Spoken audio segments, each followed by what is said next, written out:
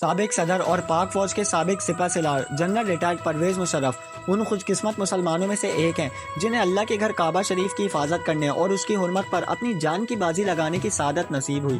اس وقت میجر پرویز مشرف نے 1979 میں خانہ کعبہ پر قبضہ کرنے کی کوشش کرنے والے دہشت گردوں کے نرغے سے آزاد کرایا۔ جانیے پرویز مشرف کا وہ واقعہ جو تاریخ رقم کر گیا، شاید ہی آپ جانتے ہوں۔ 20 نومبر 1979 خانہ کعبہ میں نماز فجر ادا کی جا رہی تھی۔ کچھ حملہ آوروں نے ان کو گھیرے میں لے لیا، لاؤڈ اسپیکر اپنے قبضے میں لے لیا۔ اس وقت حرم شریف میں ہزاروں نمازی موجود تھے۔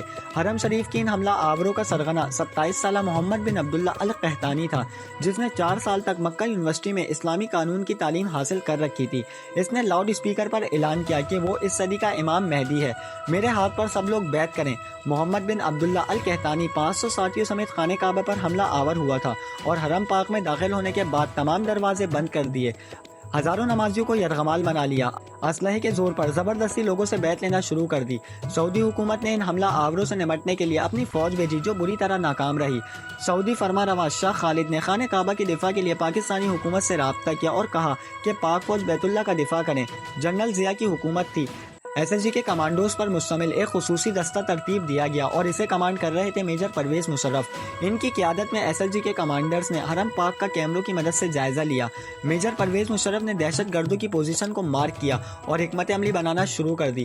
میجر پرویز مشرف نے سعودی حکام سے کہا کہ مسجد احرام کے صحن میں پانی چھوڑ دیا جائے۔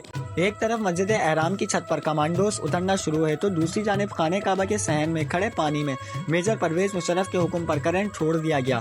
فوری اور غیر متوقع کارروائی کی وجہ سے دہشت گردوں کے ٹاپ شوٹرز غیر فعال ہو گئے اور ایس ایس جی کے کمانڈوز کے اسنائپرز نے فضا سے ہی دہشت گردوں کو نشانہ بنانا شروع کر دیا۔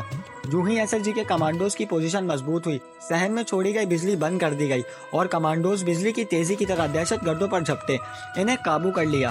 زندہ بچ جانے والے حملہ آوروں کو گرفتار کر لیا گیا۔ دہشت گردوں کا سرغنہ محمد بن عبداللہ القحطانی اسی آپریشن کے دوران پاک فوج کے کمانڈرز کی گولیوں کا نشانہ بنا تھا۔ میجر پرویز مشرف کی ذہانت اور ایس ایس جی کے کمانڈو اور ان کی دلیری کی وجہ سے کم نقصان ہوا اور دہشت گردوں کے مضبوط عزائم کو خاک میں ملا دیا گیا۔ دوستوں، میجر پرویز مشرف کے لیے ایک لائک تو بنتا ہے۔